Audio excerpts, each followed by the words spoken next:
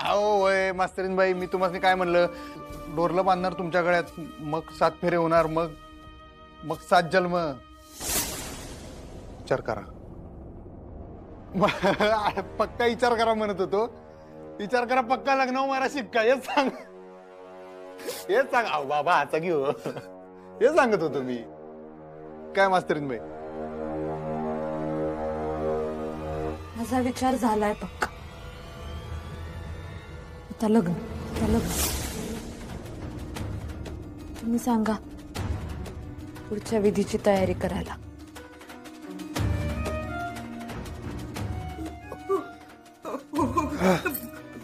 अधिपतीला तुम्ही दोघांना बाहेर जा ना, मी तिला तयार करून आणते.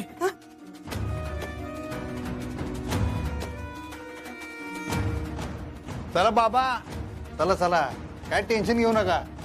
तुम्हाला काय वाटतं, ह्यो तामझाम काय उगाच केलाय वय? आम्ही आमच्या आई साहेबांनी चालेल वय. असा जरा असा. ऐक, हे बघ, तुला ह्यांच्याबद्दल माहित नाहीये. जर भुवनेश्वरी मॅडमना कळलं ना की तू ह्यांच्या बरोबर आहेस, तर त्या तुला आणि मला दोघींना ओरडतील. माझ्याच मावशीबद्दल तू नको सांगू मला. गेली 22 वर्ष ओळखते मी तिला. ती काय करू शकते ना मला चांगलं माहिती. मग तरी तू असं का करतेस? कारण त्यांना तुला काहीतरी महत्वाचं सांगायचंय. हो अक्षरा, प्लीज ऐक माझं. माझ्यावर विश्वास ठेव, नको करूस हे लग्न, कारण हे लग्न फ्रॉड आहे. हे काय बोलताय तुम्ही? देवा शपथ खरं सांगतोय अक्षरा. त्यांना त्यांच्या मुलाचं सुख वगैरे काही महत्वाचं नाहीये. त्यांना फक्त त्यांचा हट्ट महत्वाचा आहे. आणि म्हणून त्या तुझा कळसूत्री बाहुलीप्रमाणे उपयोग करून घेत आहे. कारण अधिपतीच्या मनात तू घर करून बसलीयस. आणि अधिपती इतर कुणाशी लग्न करणार नाही, त्यांना चांगलं माहितीये. आणि म्हणून त्या तुम्हा दोघांचं लग्न लावून देत आहेत अक्षरा. त्यांना चांगलंच माहितीये की तुझा आणि त्याचा कधीच पटणार नाही. अधिपती कधी शिकणार नाही आणि तुला न शिकलेला नवरा चालणार नाही.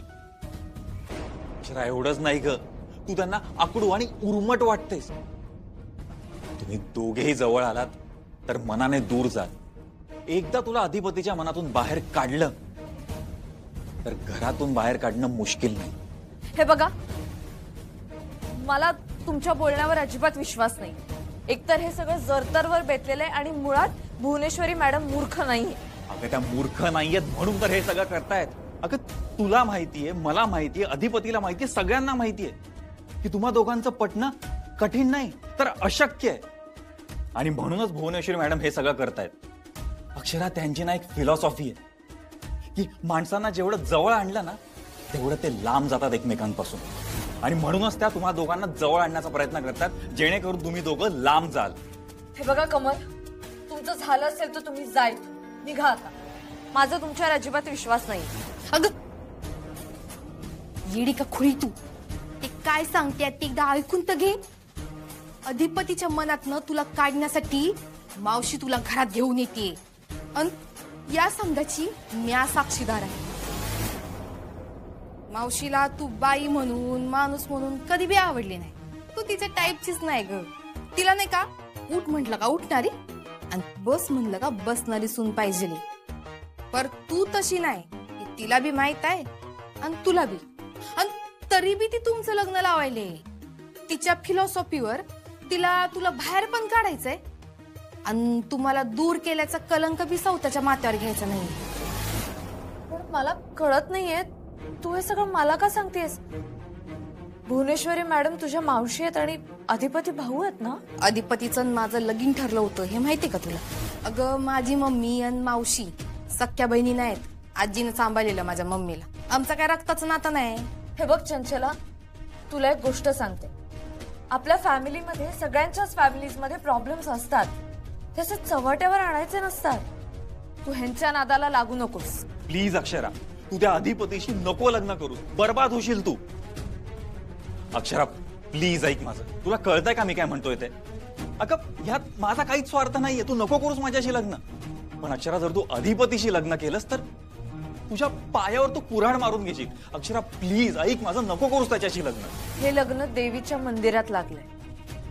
आता उरलेले विधी न करून काहीही बदलणार नाही. अगं मावशी तुला इकून खाईल. आता जे होईल ते होईल. अक्षरा, पुढे खूप मोठी दरी आहे ग. तुझा वापर करून त्या तुला कधी फेकून देतील तेही तुझी बदनामी करून तुलाही कळणार नाही.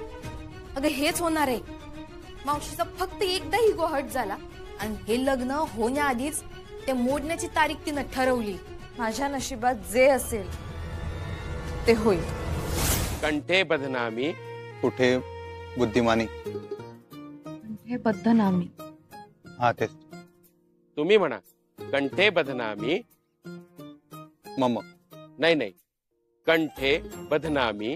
कंठे ब ब ध ध ना नामी. सुभगे साजीव सुभगे साजीव. शरद शतम. शरद शतम. आता दोघांनी हात जोडायचे आहेत आणि कुलदैवतेचं स्मरण करायचं आहे.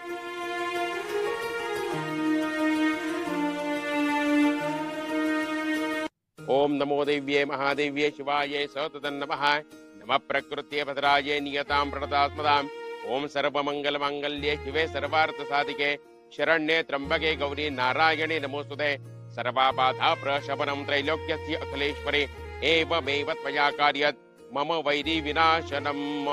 कुलस्वामिनी कुलदेवताभ्यो नमः. प्रार्थनां पूर्वक नमस्कारान् समर्पयामि.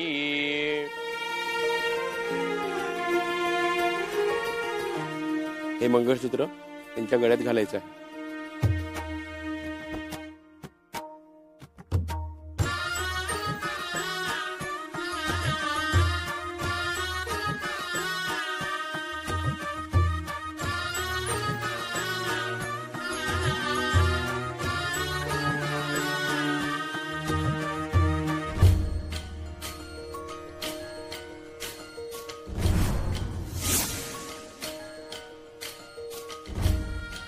तसाच जन्म. तसाच जन्म. सात जन्माची सोप. सात जन्माची सोप. ओम श्रेष्ठते लक्ष्मी च पत्न्या पहोरार्त्रे पार्श्वे नक्षत्राणि रूपमश्विनो व्यातम्. कृष्णन्निखाणः मुम्मैखाण सर्वलोकं मैखाणः. ओम मांगल्यतन्तुनानेन भर्तु जीवन हेतुना. कंठे बध्नामि शुभे सजीव शरदः शतम्. आता नवरी मुलीच्या गळ्यात मंगळसूत्र घालायचे.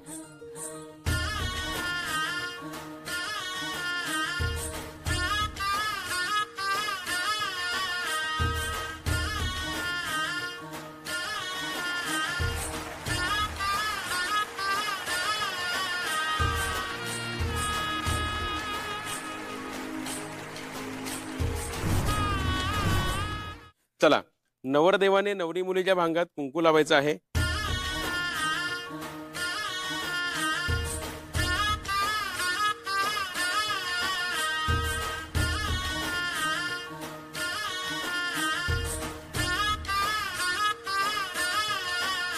ओम श्रीष्ठते लक्ष्मी च पत्न्या पहोरार्त्रे पार्श्वे नक्षत्राणि रूपमश्विनो व्यातम्. इष्णन्निखाणः मुम्मैखाण सर्वलोकं मैखाणः.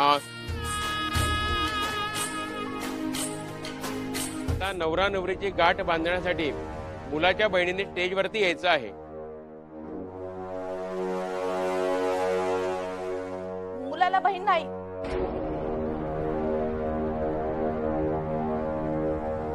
मग मुलीची बहीण.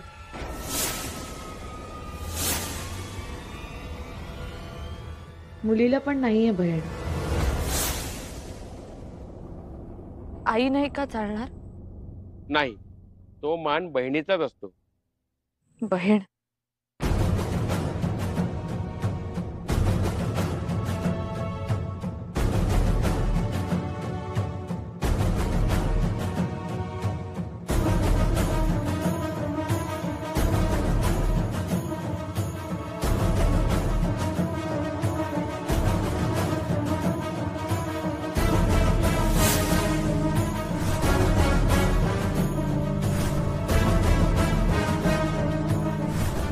तुझ्या स्वार्थासाठी बांधतेस तू ही गाठ. आई, मला परत तोंड दाखवू नकोस हिरा.